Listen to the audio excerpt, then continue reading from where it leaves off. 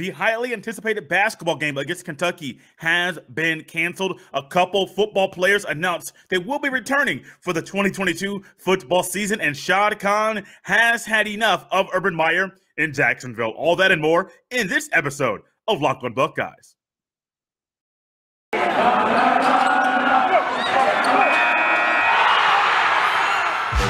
You are Locked on Buckeyes, your daily podcast on the Ohio State Buckeyes. Part of the Locked On Podcast Network, your team every day.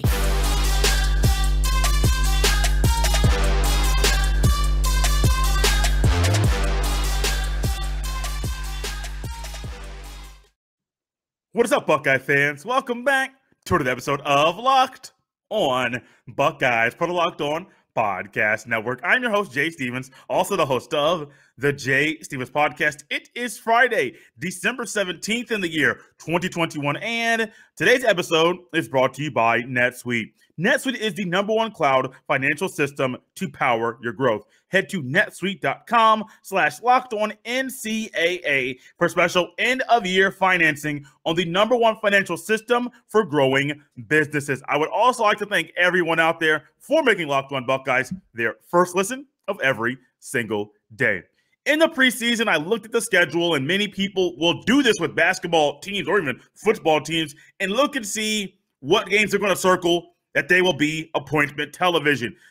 UT Martin, who Ohio State will play this upcoming week, hopefully they'll play that game. That might not be appointment television. However, there are games, a neutral site game against Kentucky, a home game against Duke, an away game against Xavier. Those are some things that people will describe as appointment television. And this game against Kentucky was what I would describe as appointment television. It will also draw in some casual college basketball fans or basketball fans that just watch the big-time matchups. They'll be drawn to this. It's on CBS Sports Classic. It's a great day for basketball.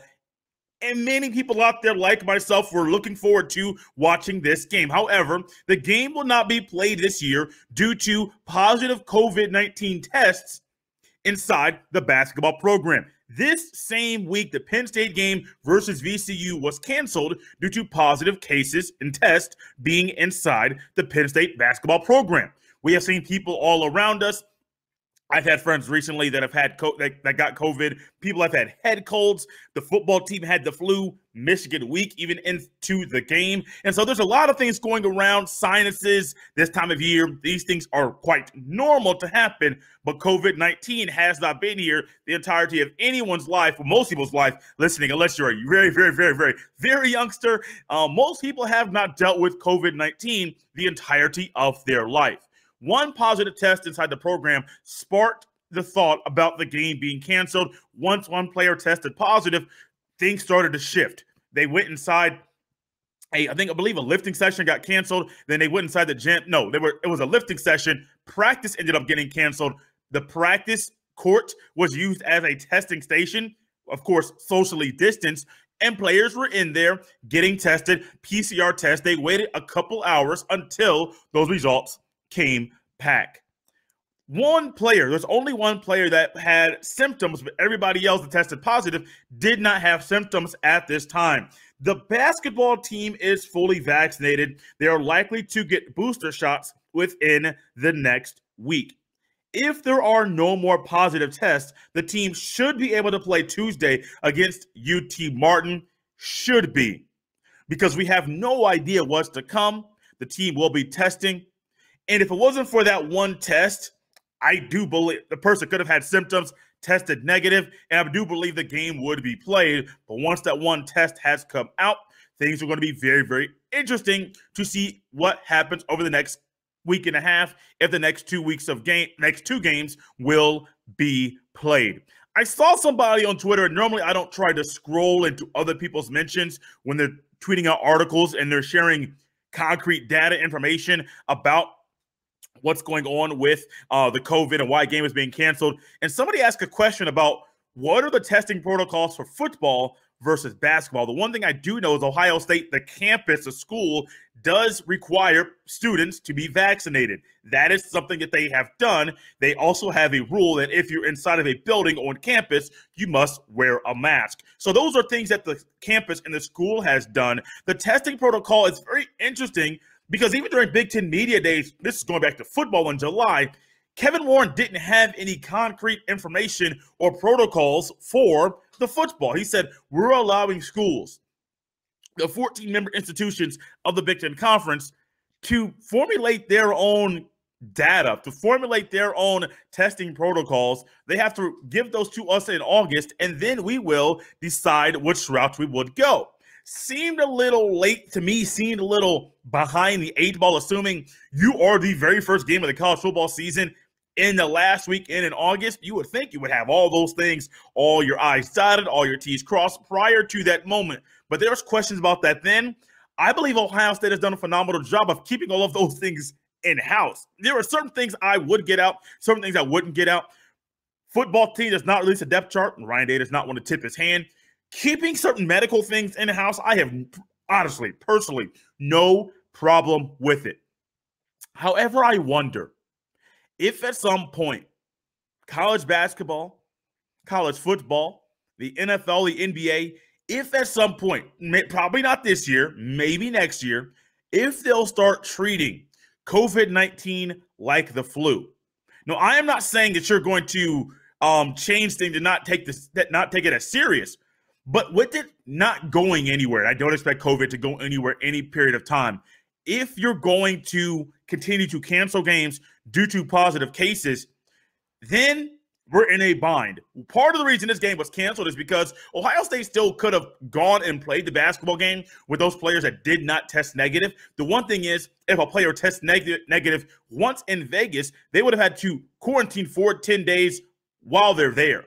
And so you're not only having to go there, it's potentially, hey, yeah, you can't play in this game. You have to stay here for a little bit longer, miss Christmas with people you plan on having Christmas with, and missing more games down the road. Those are all things that are really concrete things that would have happened if they made the trip to Vegas. So I firmly understand why Ohio State took the time to not go to Vegas and why they decided to stay in Columbus and cancel the game. It's a basketball game. There have been a few games that have been canceled this year. Ohio State football did not have any games canceled throughout the season due to COVID or any games canceled at all. Last year's CBS Sports Classic, Ohio State was scheduled to play, I believe, North Carolina due to COVID. They changed that thing, and they ended up playing, I believe it was UCLA at the very last minute. Something along with COVID protocols. They had to change things up. I believe a day or two before the game. Oh, we're changing who we're going to play, so on and so forth. This is not fun. It's not fun and enjoyable to talk about or to even think about college players, any player or a coach having to sit out a game that they have been looking forward to playing. However, that's the way the cookie crumbles. That's the way college basketball and things are right now for college basketball. I just wonder if at some point they'll treat this as, hey, if we have enough players to dress, maybe they're sick and they can't come out and play. If we have enough players to dress and play the game, we're going to play the game. The quarantine stuff and all those things that are different around the country, those might go away at some point.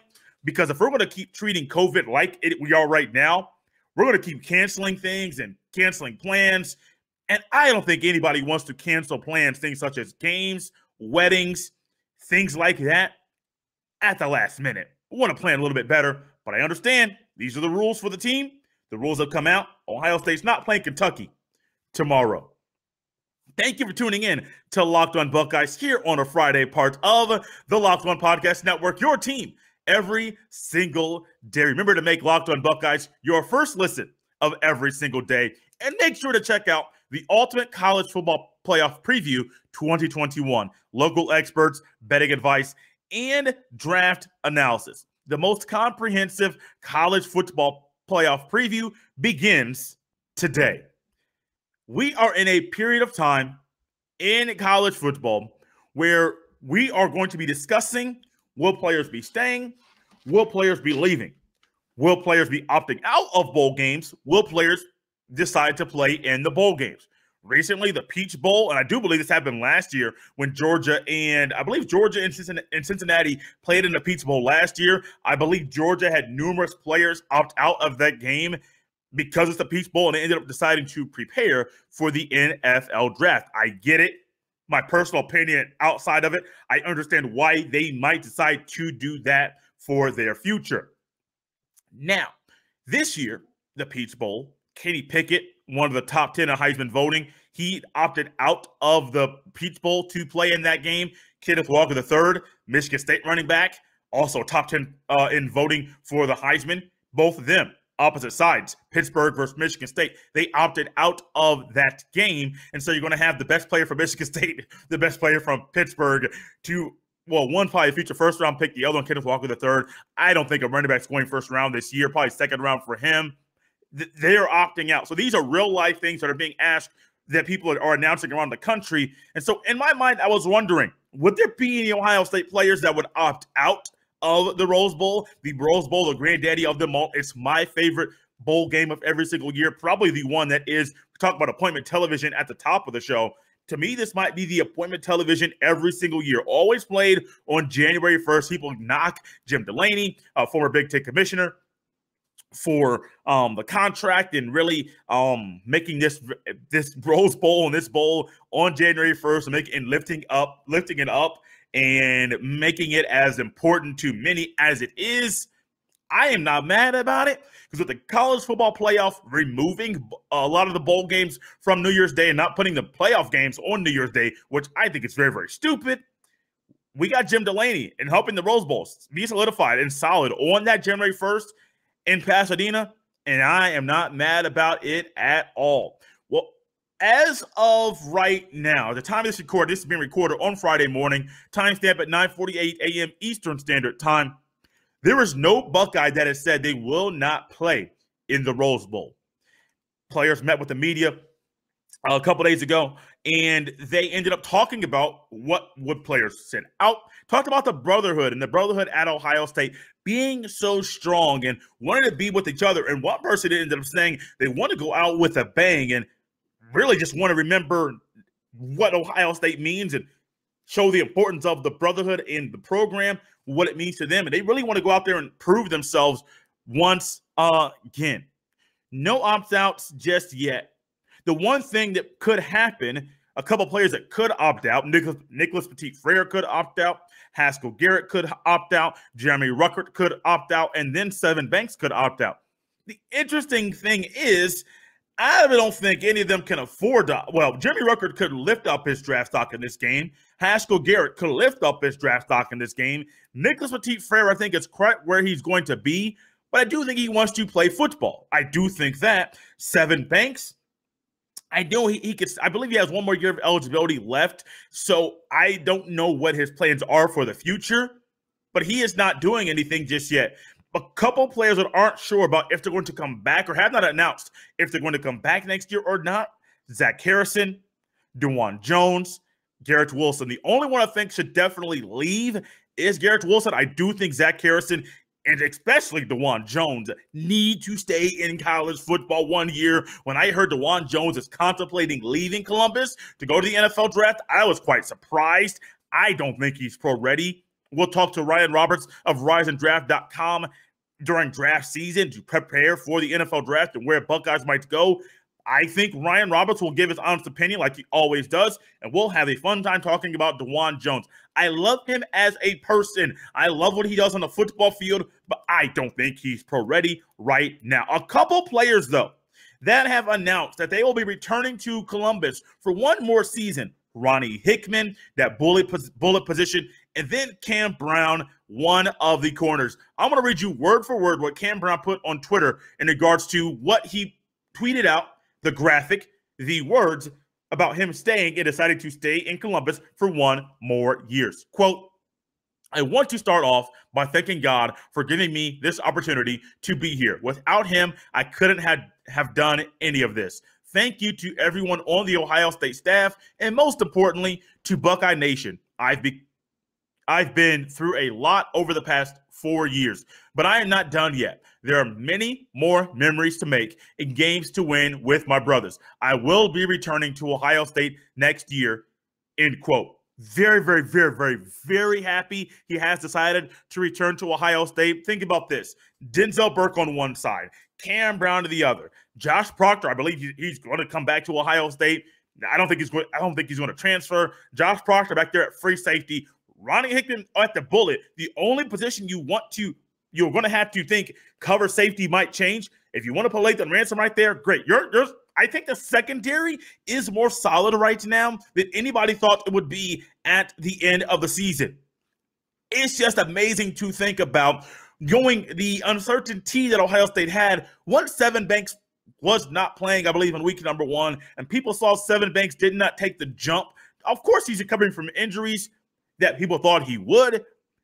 Cam Brown on one side really had a phenomenal season, and then Denzel Burke on the other. That could be a solid trio or foursome if you want to put Ronnie Hickman in there.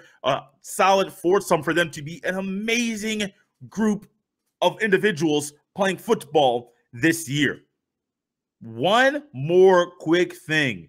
Thayer Munford going to the, I believe Thayer Munford, Tyreek Smith, and Olave, those are going to the draft. Just based off the things that I believe Munford's out of eligibility. Tyreek Smith, I do believe he's going to the NFL draft. Antoine Jackson has no more eligibility left. And so these are things that Olave's gone, Smith is gone, Munford's gone. Those are all expected. Antoine Jackson, Olave, all these players are expected to no longer be there. It's the nature of the beast. Just uncertain about a few more. All the other ones, Nicholas Petit-Frere, is he going to come back or is he going to stay? He could stay. DeJuan Jones, I think he should stay. Zach Harrison, I think he should stay. Garrett Wilson, I understand if he leaves. There aren't many Buckeye players that I would think that should just not come back if they're not able to. I think most of them should come back and play football and be with their boys for a little bit longer. But I understand if they decide based off of what they think they can do to go to the NFL. I can understand. If they explain it to me, I can potentially understand what they think. It just might go against what I would advise them to do.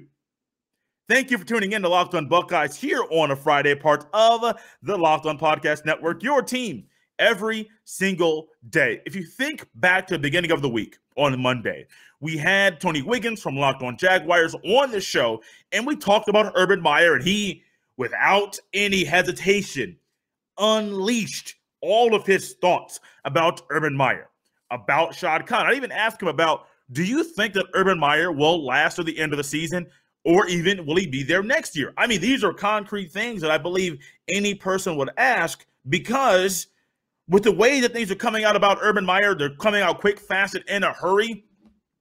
What do you think is going to happen? The Jaguars are 2-11.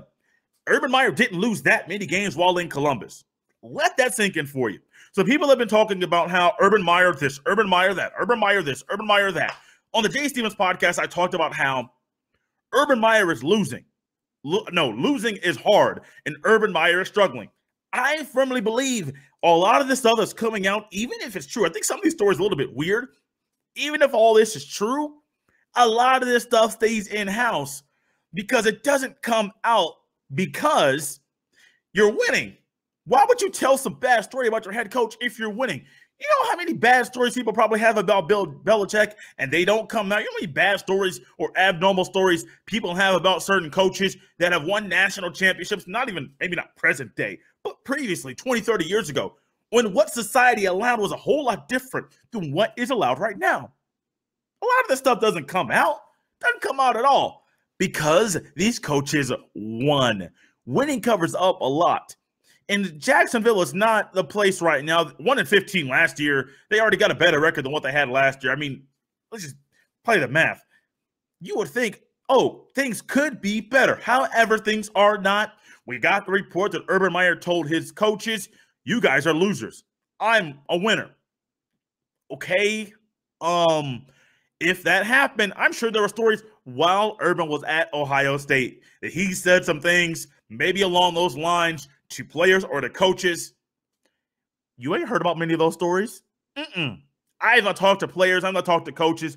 But I'm sure if you want to talk to Tim Beck for one, Ed Warner for one. If you talk to these coaches that have been fired, that really let the ball down during a game, and Urban Meyer immediately said, "You're out of here," you haven't really heard much about that very much. No, people love Urban in Columbus. People love what Urban Meyer did at Ohio State. Came in during a weird time after a probationary period. After a year with Luke Fickell, interim head coach, Urban Meyer went undefeated under probation, had a phenomenal year. Next year ended weirdly in the Orange Bowl, lost the Big Ten championship, lost in the Rose Bowl. The next year, I do believe that was when they won the national championship. In Ohio State, had a lot of success. The success that he had at Ohio State, at Florida, at Utah, at Bowling Green, he's not having that same success in year one in Jacksonville. And Shad Khan has said, "Hey, buddy," even though Tony Wiggins from Locked On Jaguars said, "I think since Shad Khan is slow," the owner of Jacksonville, of the Jaguars, since Shad Khan is slow to fire, he thinks Urban Meyer would have been there next year. Urban Meyer's gone. Tom Pelissero was the one that released a report about how Urban Meyer told coaches he's a winner, they're losers. There's another one that came out recently where the former Jaguars kicker, Josh Lambo, he told Rick Stroud, who covers the Tampa Bay Buccaneers for the Tampa Bay Times, that Urban Meyer kicked him during an August warm-up this preseason. I'm going to read a little bit of this for you. There's some four-letter words I will not read, and I think you understand why, but you'll get the great little insight to what is going on. Quote, "I'm in a lunge position, left leg forward, right leg back," end quote. This is all Josh Lambo talking. He goes on to say, "Urban Meyer, while I'm in that stretch position, comes up to me and says, 'Hey, dip, bleep, make your bleeping kicks,' and kicks me in the leg." Lambo spoke for the first time publicly about what he said happened to him in an interview with the Tampa Bay Times. Quote, "It certainly wasn't as hard as he could have done it, but it certainly wasn't a love tap. Truthfully, I'd register it as a 5 out of 10, which in the workplace, I don't care if it's football or not, the boss can't strike an employee. And for a second, I couldn't believe it actually happened. Pardon my vulgarity, I said, 'Don't you ever bleeping kick me again,' end quote. And his response was, quote, 'I'm the head ball coach. I'll kick you whenever the bleep I want,' end quote. Now, I think you understand why I did not go forward and read all those four-letter words. I also think this story may not have come out when it did if things weren't going the way they're going right now in Jacksonville. Former Jaguars kicker got kicked by Urban Meyer, probably pretty hard. I understand, and I do think a lot of this stuff that has happened or did happen, but there are probably more things that come out that have happened in other places. Somebody ended up saying that they think Urban Meyer has personality narcissistic disorder. I do think, though, Urban Meyer possibly, I can't concretely say this, but I think Urban Meyer could possibly have been a narcissist, my way or the highway, for a long time. You might be surprised how many people that have the power or that are as successful as Urban Meyer that are narcissists. Now, he has a lot of money. A lot of the guys I've run across with that have been bosses that are narcissists, they don't make a fraction of the money that Urban Meyer makes every year. From Urban Meyer doing his TV stuff at ESPN and Fox, from Urban Meyer coaching at Jacksonville, making millions at Ohio State, at Florida, all his stops along the way, the businesses that he owns, and the things he gets involved with via endorsement deals. They don't make any of the money, but I have been a part of, and I have worked under people that are narcissists.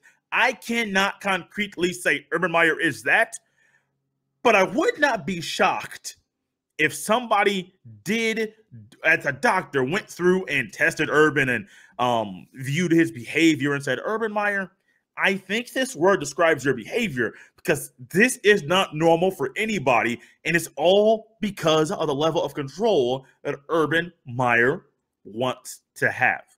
It's unfortunate Urban got fired. I'm not saying this is a way to even say that college coaches cannot work in the NFL. I'm not saying that at all. One thing I'm saying is this. One lesson we can learn from all of this: be very, very careful if you're a boss.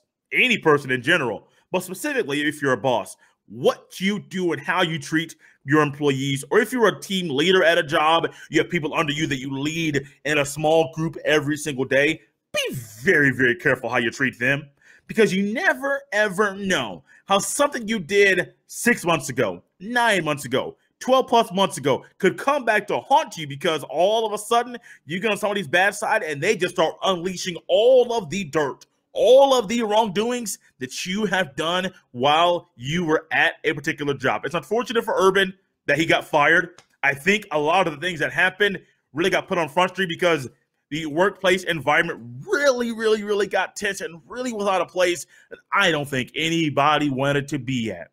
Urban's gone. Jacksonville will be looking for a new coach. They have Trevor Lawrence. They have talent down there in Jacksonville. Now they got to find somebody to fix a culture down there in Jacksonville, keep players there that want to be there, and figure out a way to put this bad boy in the right spot for not only the Jaguar players to be successful, but also the coaches, and for everyone to feel like they're wanted and that they're comfortable inside the workplace. Fun show, Feel Good Friday. It's unfortunate that the game tomorrow against Kentucky has been canceled, but knowing Ronnie Hickman and Cameron Brown will be back for another year, it's exciting, and I love thinking about the potential about what next year's football team will be. We got one more game left. Might have a little preview, early look at the Rose Bowl at the beginning of next week. Already looking to and talking about getting a preview show recorded for you guys the week of New Year's Day, of New Year's, for you to enjoy that week as well. Looking forward to next year. Looking forward to the immediate about what's coming up in a few weeks. And we'll be right here at Locked On Buckeyes talking about all of it. As always, you can follow me on Twitter at jstevens07. This is a Feel Good Friday. Feel good.